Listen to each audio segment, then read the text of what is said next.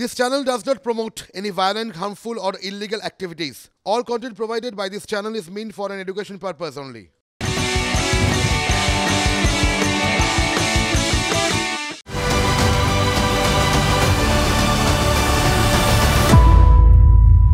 নমস্কার, দেখছেন টিভি9 Bangla morning super prime টাইমে আমি মিমি রয়েছি আপনাদের সঙ্গে। নতুন বছরে নতুন চমক, নতুন ছকে পুরনো অভ্যেস। ডিজিটাল কাগজের পাতায় সকালের আমেজ। রাজ্যের গণ্ডি ছাড়িয়ে দেশ বিদেশ, রাজনীতি থেকে খেলার ময়দান। আপনার চেনা কাগজ পড়ুন আমাদের চোখ দিয়ে। আর দুয়ারে নয়, কাগজ আসবে এবার সরাসরি আপনার টিভি মোবাইলে। টিভি9 বাংলা টাইমস। শুরুতেই আসুন নজর রাখবো হেডলাইন্স। দীর্ঘ অপেক্ষার অবসান, ইতিহাস তৈরি হলো অযোধ্যায়, ফিরলেন রামলালা। 84 সেকেন্ডের অভিজিৎ মুহূর্তে প্রাণ প্রতিষ্ঠা। পুষ্পাঞ্জলি আরতিতে প্রধান যজমান প্রধানমন্ত্রী। শিশু রামের মূর্তিকে প্রদক্ষিণ করে সাষ্টাঙ্গে প্রণাম করলেন নরেন্দ্র মোদী। ইতিহাসের সাক্ষী গোটা দেশ। অপেক্ষার অবসান, ঘরে ফিরেছেন রামলালা। আজ থেকে দর্শনার্থীদের জন্য খুলল রাম মন্দিরের দরজা। রামলালার দর্শন পেতে উদ্গ্রীব ভক্তরা। মন্দিরের সামনে দেশ বিদেশের দর্শনার্থীদের লম্বা লাইন। ভিড় সামলাতে পুলিশ, আধা সেনা মোতায়েন। রাম আবেগে আপ্লুত প্রধানমন্ত্রী। দিনটি শুধু বিজয়ের নয়, বিনয়েরও। রাম ভারতের আত্মা, বিধান। রাম মন্দির উজ্জ্বল ভবিষ্যতের প্রেরণা। অযোধ্যায় দাঁড়িয়ে প্রতিক্রিয়া নরেন্দ্র মোদীর। রাম মন্দিরে রাজবেশে 5 বছর বয়সী রামলালা। প্রধানমন্ত্রী, পুরোহিত ছাড়া গর্ভগৃহে মোহন ভাগবত, যোগী আদিত্যনাথ। পুজো পাঠ শেষে সাধু সন্তদের প্রণাম প্রধানমন্ত্রীর। মোদীর হাতে রাম মন্দিরের রূপোর রেপ্লিকা তুলে দিলেন উত্তরপ্রদেশের মুখ্যমন্ত্রী। অযোধ্যায় উৎসব, বাংলায় রাম আবাহন। কলকাতার রাম মন্দিরেও হলো পুজো পাঠ। রামের ছবি নিয়ে বিধাননগরে শোভাযাত্রা করে বঙ্গ বিজেপিকে দমদম হনুমান মন্দির থেকে দমদম পার্ক পর্যন্ত হয় কলস যাত্রা। উত্তর থেকে দক্ষিণ, জেলায় জেলায় রাম নাম। অযোধ্যা রাম মন্দির উদ্বোধন, কলকাতায় সংহতি মিছিলে মমতা। মন্দির, গুরুদ্বারা, গির্জা, মসজিদ হয়ে পার্ক সার্কাসের সমাবেশ। ভোটের নামে দেশ বিক্রির চেষ্টা চলছে, ভোটের ভাগের চেষ্টা করছে বিজেপি। বাংলাকে সব ধর্ম বাঁচিয়ে রাখতে হবে, বার্তা তৃণমূল নেত্রীর। কলকাতা বইমেলায় বিশৃঙ্খলা, বিজেপির পদ্মফুলে এবং টি শার্ট বিতরণকে ঘিরে উত্তেজনা। বিজেপি নেতাকর্মীদের সঙ্গে পুলিশের বিতণ্ডা, বচসায় জড়ালেন রুদ্রনীল ঘোষ। পরিস্থিতি সামালে বিধাননগরের পুলিশ কর্তারা। দফায় দফায় উত্তপ্ত যাদবপুর। রাম মন্দির উদ্বোধনের লাইভ স্ক্রিনিং দেখাতে বাধার অভিযোগ। এবিভিপি ও বাম ছাত্র সংগঠনের তুমুল ধস্তাধস্তি, আটকানোর চেষ্টা অধ্যাপকদের। টিভি9 বাংলার খবরে শিলমোহর। শেখ সিরাজউদ্দিনের স্ত্রীর চাকরি বেআইনি, অবিলম্বে বহিষ্কার করুন রাজ্যকে নির্দেশ হাইকোর্টের। এসএসসির পশ্চিমাঞ্চলের চেয়ারম্যান সিরাজউদ্দিনের বিরুদ্ধে মেয়াদ উত্তীর্ণ প্যানেলের স্ত্রীকে চাকরি দেওয়ার অভিযোগ।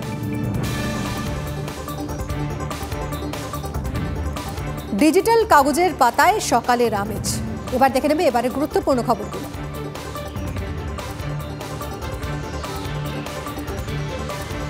সিপিএম ইন্ডিয়া জোটের বৈঠক নিয়ন্ত্রণ করে, অসম্মান করে অভিযোগ মমতার। সিপিএম এর উপদেশ মানব না। সংহতি মিছিল শেষে সভা থেকে চড়া সুরে বামেদের নিশানা তৃণমূল সুপ্রিমো।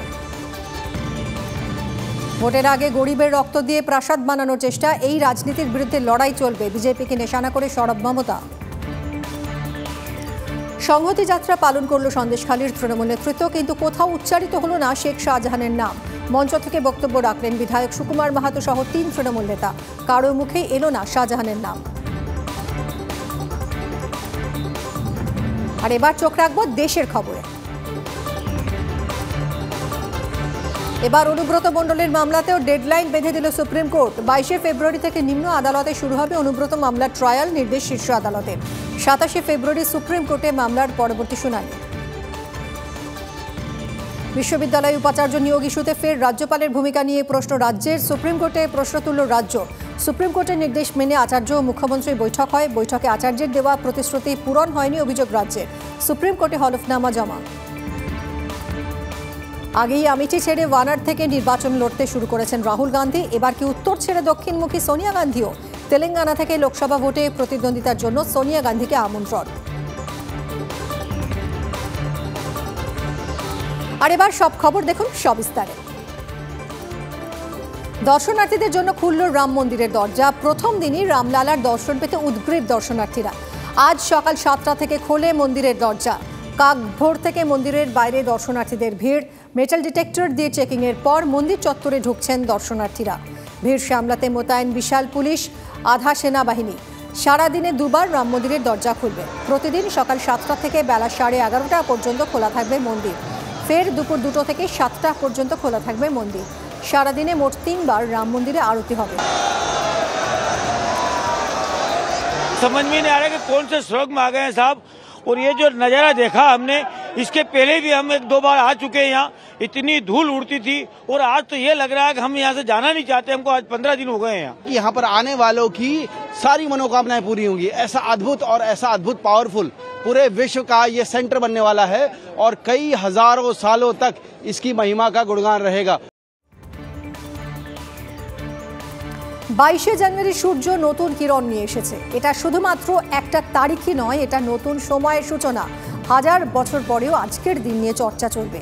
রাম মন্দির রামলালার প্রাণ প্রতিষ্ঠার পর বললেন প্রধানমন্ত্রী নরেন্দ্র মোদী। 22 जनवरी 2024 का ये सूरज एक अद्भुत आभा लेकर आया है। 22 जनवरी 2024 ये कैलेंडर पर लिखी एक तारीख नहीं, ये एक नए काल चक्र का उद्गम है। বঙ্গবাসীকে রাম আবেগের সঙ্গে জুড়ে দিতে তৎপর বিজেপি। গেরুয়া শিবিরের নেতাদের দাবি, দেবী দুর্গা যতটা বাঙালি ঠিক ততটাই রামও বাঙালি। রামলালার প্রাণ প্রতিষ্ঠার দিনে সেই রাম আবেগকে উস্কে দিতেই কলকাতা থেকে জেলা পথে নামলেন গেরুয়া শিবিরের নেতারা। জয় শ্রীরাম ধ্বনিতে মুখরিত হলো চারদিক, তবে সবটাই দলের ব্যানার ছাড়াই। কলকাতা জুড়ে বেরোলো একাধিক ছোট বড় মিছিল। গিরিশ পার্কের গণেশ টকিজ থেকে রাম মন্দিরে পদযাত্রা করল কয়েকটি হিন্দুত্ববাদী সংগঠন। পা মেলালেন বিরোধী দলনেতা শুভেন্দু অধিকারী। হিন্দুত্বের আবেগ উস্কে বললেন 22শে জানুয়ারি হিন্দুত্বের দিন।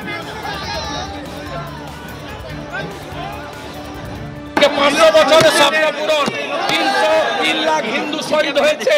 আজ হিন্দুদের দিন, আজকে হিন্দুদের দিন। গোটা কলকাতা, গোটা রাজ্য জয় শ্রীরামের গুঞ্জ। রাম পুজোয় কার্যত নিজের জেলা চষে বেড়ালেন রাজ্য বিজেপি সভাপতি। বালুরঘাটের সঙ্গে তপন থেকে গঙ্গারামপুর পরের পর রাম পুজোয় অংশ নিলেন। বর্ণাঢ্য শোভাযাত্রা থেকে প্রসাদ বিতরণ, অযোধ্যায় মহোৎসবের দিন উন্মাদনায় ভাসল জেলা। পুরো ভাগে থাকলেন গেরুয়া শিবিরের নেতারা। 500 বছরের পর এই যে প্রাপ্তি, এই প্রাপ্তি তো বহু লড়াই, বহু প্রাণদান, রক্ত, আন্দোলন তার ফলে হয়েছে। মানুষ বিভিন্ন জায়গায় উদযাপন করছে। আমার বিশ্বাস আছে পশ্চিমবঙ্গের মানুষ শান্তি শৃঙ্খলার সাথে ভগবান রামচন্দ্রের এই ভগবান রামচন্দ্রের এই ঘরে ফেরাকে উদযাপিত করবে। রাম মন্দিরের উদ্বোধন ঘিরে রেল শহর খড়গপুরে সকাল থেকে উৎসবের মেজাজ। বালাজি মন্দিরে জ্বলল নক্ষত্র দিয়া। বিশেষভাবে তৈরি প্রদীপ জ্বালিয়ে উৎসবের সূচনা করেন সাংসদ দিলীপ ঘোষ। সারা দেশ জুড়ে, বিশ্ব জুড়ে উৎসব হচ্ছে। কোথাও ভজন কীর্তন, কোথাও হবন, পূজা পাঠ, প্রসেশন সব চলছে। আমরাও তাতে অংশগ্রহণ করেছি। মানুষ বার্তা পেয়ে গেছে, রামের নামের চেয়ে আর বার্তা কিছু হয় না। আজ বাতাবরণ রামময়, দেশ রামময়, নতুন ইতিহাস ভারতবর্ষে রচিত হচ্ছে। আমরা সবাই সাক্ষী হচ্ছি। রাম রাজা ছিলেন, তাকে নিয়ে রাজনীতি হবে না তো কাকে নিয়ে রাজনীতি হবে? রাম মন্দিরের উদ্বোধনের দিনই পথে তৃণমূল। কালীঘাটে পুজো দিয়ে সংহতি যাত্রায় পা মেলান মুখ্যমন্ত্রী। ফল মিষ্টি দিয়ে মন্ত্রোচ্চারণে মা কালীকে পুজোর পর করেন আরতিও। কালীঘাট থেকে সোজা হাজরার দিকে এগিয়ে যান মমতা। হাজরা থেকে মিছিল এগোয় পার্ক সার্কাসের দিকে। তার আগে গুরুদ্বারে পৌঁছে যান মুখ্যমন্ত্রী। মিছিল শেষে পার্ক সার্কাসে গির্জায় প্রার্থনা করেন মুখ্যমন্ত্রী। এরপর পার্ক সার্কাসের মসজিদে যান। এদিন আলাদা মিছিল করে পার্ক সার্কাস পৌঁছন অভিষেক বন্দ্যোপাধ্যায়ও। সভা থেকে বিজেপিকে নিশানা করেন মমতা অভিষেক। অনেকেই বড় বড় কথা বলে, নির্বাচনের সময় ধর্মে ধর্মে সুরসুরি দেয়। আবার অনেকে বিজেপি যেমন হিন্দু ভোট ভাগ করার চেষ্টা করে, আবার কিছু দালাল নেতাও তৈরি করেছে মুসলিমদের মধ্যে। তারাও গিয়ে যাতে মুসলিম ভোট ভাগাভাগি হয় তার জন্য টাকা নেয় এবং ভাগ করবার চেষ্টা করে। আমি এটা করি না। যারা রাজনীতিতে মানুষের কাছে মানুষের সমর্থন অর্জন করতে পারে না, তারা ধর্মের নামে ভোট চাইতে যায়। ভোট ধর্মের নামে নয়, ভোট কর্মের নামে দিতে হবে। তার প্রতি বঞ্চনাকে সামনে রেখে ভোট দিতে হবে। আর যারা রাজনীতিতে মানুষের কাছে মানুষের সমর্থন অর্জন করতে পারে না, তারা ধর্মের নামে ভোট চাইতে যায়। সিপিএম ইন্ডিয়া জোটের বৈঠক নিয়ন্ত্রণ করে, অসম্মান করে অভিযোগ মমতার। সিপিএম এর উপদেশ মানব না। সংহতি মিছিল শেষে সভা থেকে চড়া সুরে বামেদের নিশানা তৃণমূল সুপ্রিমো। और बांग्ला में हम जब इंडिया का मीटिंग करते हैं, इंडिया नाम हमने दिया, लेकिन मेरे का दुख का बात है ये कहने का। हम जब मीटिंग में जाते हैं हम देखते हैं सीपीएम मीटिंग को कंट्रोल करते हैं, जिसको साथ 34 साल हमारा जिंदगी में लड़ाई किया हमने, हम उसको कोई एडवाइस नहीं मानेंगे। उनको बहुत असम्मान मिलते हैं। वो लोग क्या कहते हैं, हमको जो मर्जी हो हम करेंगे। एक बात याद रखना, बीजेपी को मदद मत करो। बीजेपी का अगर तुम लोग मदद करोगे कोई, तो अल्लाह का कसम आप लोगों को कोई माफी नहीं करेगा, हम तो माफी नहीं करेंगे।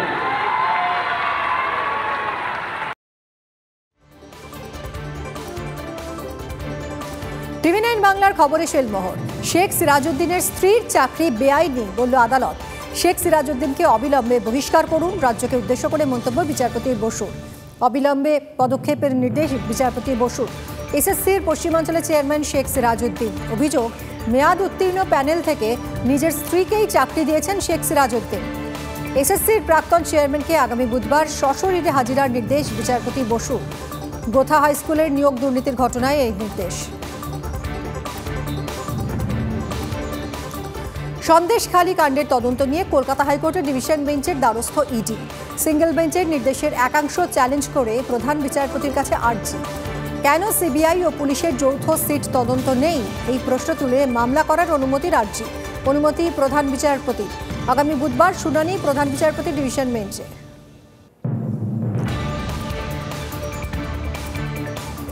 প্রথমে পড়ুয়াদের বিবাদ, পরে পুলিশের সঙ্গে ধস্তাধস্তি। দিনভর দফায় দফায় উত্তপ্ত যাদবপুর বিশ্ববিদ্যালয়।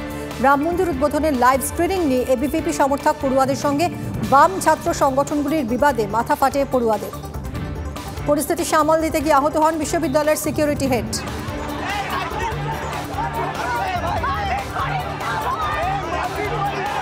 যাদবপুর বিশ্ববিদ্যালয় সকাল থেকেই উত্তপ্ত।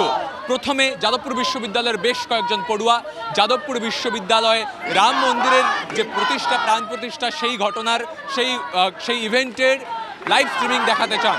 যেটা কর্তৃপক্ষের অভিযোগ যে বহিরাগত যারা বাম ছাত্র সংগঠন অভিযোগ করছে, তারা যাদবপুর বিশ্ববিদ্যালয়ে এসে রাম রাম স্লোগান তোলেন, পাল্টা ইনকিলাব স্লোগান তোলে বাম ছাত্র সংগঠন, এবং তারপর দুপক্ষের মধ্যে হাতাহাতি ধস্তাধস্তিতে পরিস্থিতি গড়ায়। সত্যি যখন বাইরে থেকে ছেলে ঢুকে ইউনিভার্সিটির ছাত্রছাত্রী এবং রেজিস্ট্রার ম্যাডাম এবং প্রো ভিসি স্যারকে আক্রমণ করা হলো এবং গার্ডদের আক্রমণ করা হলো, তখন তো পুলিশ ছিল না।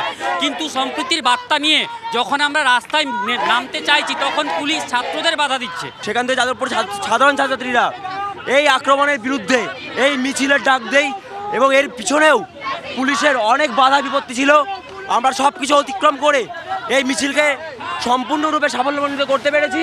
যাদবপুর বিশ্ববিদ্যালয়ের ছাত্রছাত্রীরা পুলিশি বাধা অতিক্রম করে সকালের ঘটনার পর ফের বিকেলে যাদবপুর বিশ্ববিদ্যালয়ের ক্যাম্পাস থেকে মিছিল বার করেন। সেই মিছিল যাদবপুর বিশ্ববিদ্যালয় থেকে ঢাকুরিয়া হয়ে এখন আবার যাদবপুর বিশ্ববিদ্যালয়ের দিকে ফিরে যাচ্ছে। বলা চলে সারা দিন ধরে অশান্ত থাকলো যাদবপুর, এবং প্রথমে এবিভিপি সমর্থনকারী পড়ুয়াদের সাথে সংঘর্ষ, পরবর্তীকালে পুলিশের সাথে সংঘর্ষের সাক্ষী থাকলো যাদবপুর বিশ্ববিদ্যালয়। ক্যামেরায় সমরের সঙ্গে সুমন, টিভি9 বাংলা, কলকাতা।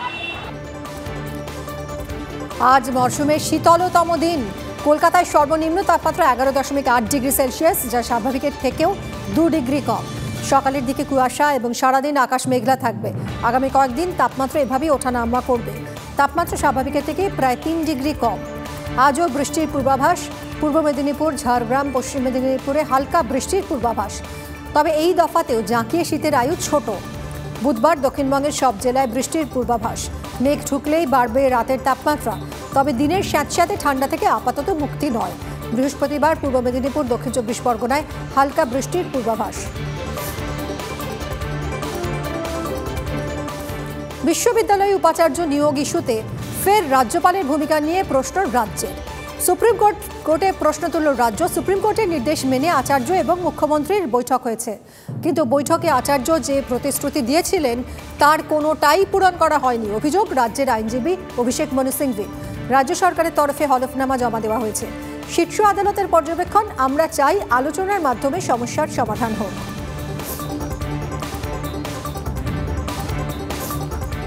এবার অনুব্রত মণ্ডলের মামলাতেও ডেডলাইন বেঁধে দিল সুপ্রিম কোর্ট। 22 ফেব্রুয়ারি থেকে নিম্ন আদালতে শুরু হবে অনুব্রত মামলার ট্রায়াল। নির্দেশ শীর্ষ আদালতের। 27 ফেব্রুয়ারি সুপ্রিম কোর্টে মামলার পরবর্তী শুনানি।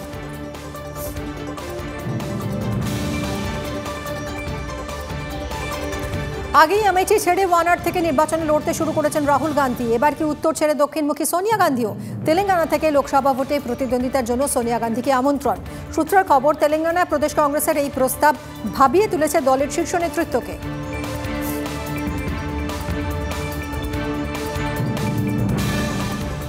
আর এবার চোখ রাখবো বিদেশের কিছু গুরুত্বপূর্ণ খবরে।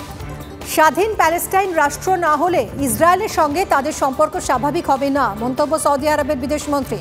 অক্টোবর থেকে শুরু হওয়া হামাস এবং ইসরায়েল যুদ্ধের আগে দুপক্ষের মধ্যস্থতায় উদ্যোগী হয়েছিল সৌদি আরব, কিন্তু যুদ্ধের তীব্রতা বাড়ায় সেই আলোচনা থেকে নিজেদের দূরে সরিয়ে নেয় সৌদি নেতারা।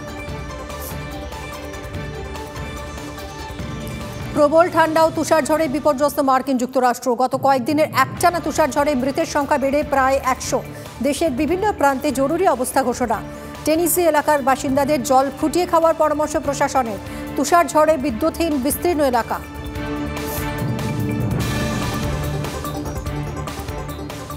ছোট্ট একটা ব্রেক নিয়ে ফিরে আসছি, রয়েছে আরো অনেক খবর। সঙ্গে থাকুন, দেখতে থাকুন TV9 বাংলা।